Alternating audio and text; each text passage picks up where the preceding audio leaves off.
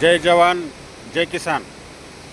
आज आमच्या शेतकरी आंदोलनाचे नेते, सर्वच शेतकरी संघटनांचे आमचे सगळे माननीय आदरणीय सगळे वीर योद्धे आज नागपूरवरून भव्य दिव्य अशा शेतकरी उद्रेकी आंदोलनातून मुंबईला मुख्यमंत्र्याकडे चर्चा करण्यासाठी गेलेले आहेत।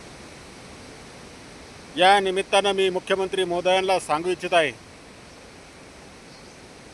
देवेंद्रजी, आपण वेळोवेळी घोषणा करू करू आपण निवडून आलेला आहात का आम्ही तुमचा 7-12 उतारा कोरा कोरा कोरा करू म्हणून अत्यंत दयनीय अवस्थेमध्ये या वर्षीच्या अतिवृष्टीच्या कार्यकाळामध्ये अजूनही अतिवृष्टी थांबलेली नाही, अजूनही आमचं नुकसान होणारं जे आहे ते थांबलेलं नाही आहे।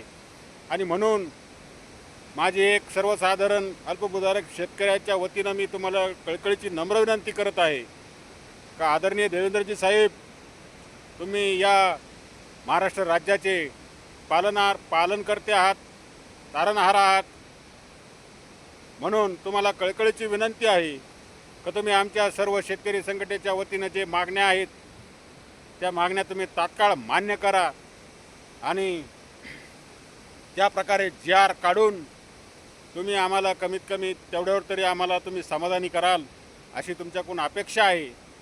नसता आम्ही नेपाळच्या धर्तीवर किंवा काय करायचं ना मग ते आम्ही ठरवू। एक ध्यानात ठेवा, तुम्ही ज्या उच्च पदावर बसलेला आहात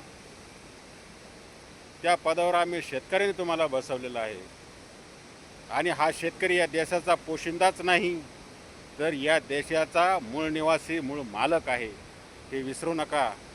त्याला गुलामीच्या खाईत लुटू नका। त्यांच्या ज्या काय मागण्या आहेत, रास्त मागण्या आहेत, त्या तात्काळ तुम्ही मान्य करा अशी तुम्हाला मी हात जोडून नम्र विनंती करतो। जय जिजाऊ, जय शिवराय, जय जवान, जय किसान।